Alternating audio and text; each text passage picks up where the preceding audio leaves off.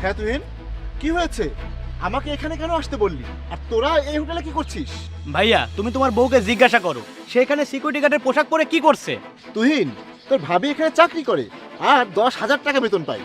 ভাইয়া এসব কি তোমরা ঠিক করছো? এখনই আমার সাথে বাসায় চলো, আমি মাকে বলবো, তারপর দেখো কি হয়। চলো আমার সাথে। আমি এখানে ডিউটি করছি, আমি এখন যেতে পারবো না, ডিউটি শেষ হলে যাব। ঠিক আছে ভাইয়া, তোমরা কিন্তু অবশ্যই আজ বাসায় যাবে। ঠিক আছে। এই তোদের লজ্জা করে না? তোরা কি আমার মান সম্মান নষ্ট করার জন্য উঠে পড়ে লেগেছিস? মা, তুমি তো আমাদেরকে বাড়ি থেকে ধাক্কা দিয়ে বের করে দিয়েছিলে, কারণ তুমি অপুকে পছন্দ করো না। অপু গরিবের মেয়ে বলে। তোর এই বউ আমার বাড়িতে থাকতে পারবে না। তুই যদি এখানে থাকতে চাস তাহলে ওকে ছেড়ে দিতে হবে। জানি না কোন গরিব ঘরের মেয়ে বিয়ে করে নিয়ে এসেছিস। আমাদের অবস্থার সাথে তাদের কখনোই মেলে না।